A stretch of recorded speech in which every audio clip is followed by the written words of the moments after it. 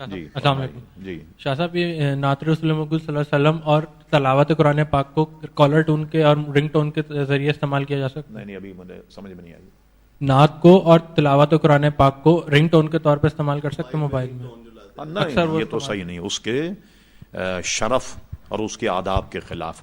اب ایک قرآن مجید کی ٹون آپ کے جیب میں ہے اور آپ چلے گئے باتھ روم، وہاں بولنے لگ گیا ٹیلی فون، تو کیا کریں گے آپ؟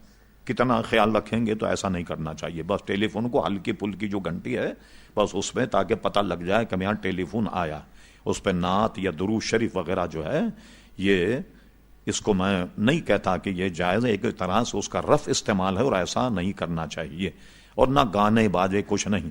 ایک مرتبہ تو کوئی صاحب مجھ سے ملنے کے لیے بڑے دور سے، پتہ نہیں آپ تھے یا نہیں، اتنی زور کی گھنٹی بجی، کوئی سندھی نغمہ تھا وہ، ارے صاحب وہاں تک آواز پہنچ رہی تھی اس کے وضو خانے تک. پھر اس کمبخت نے اس کا ٹیٹوا دبایا، پھر دوبارہ گھنٹی بج گئی.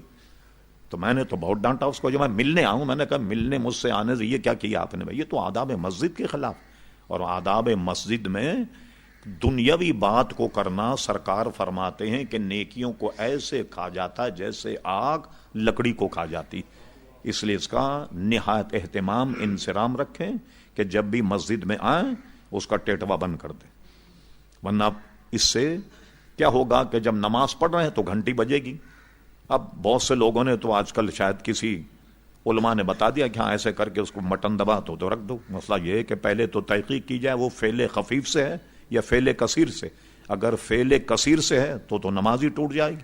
فعل خفیف سے ہے، چلیے اتنا تو جائز ہو گیا کہ چپ چاپ سے آپ نے یہاں سے بٹن دبا دیا، لیکن نماز کا خشوع اور خضوع تو ضائع ہوا نا، کہ ساری توجہ آپ کی گھنٹی کی طرف ہی لگی ہوئی.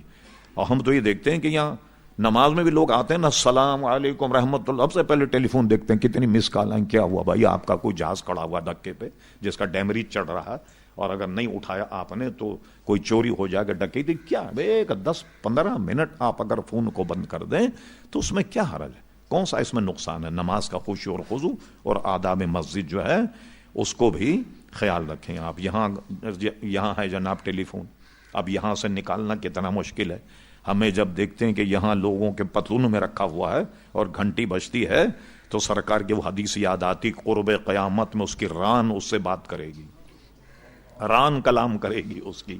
تو ان چیزوں سے بچنا بے انتہا ضروری ہے. آداب مسجد، نماز کا خشوع اور خضوع، یہ اگر متاثر ہو تو دن بھر میں ہم کیا نیکی کرتے ہیں؟ صرف نماز ہی پڑھتے ہیں، اس میں بھی اگر خشوع خضوع نہ ہو، اس میں بھی اگر ہمارا ذہن ادھر ادھر ہو جائے، اور ہمارے پاس کیا رکھا ہوا.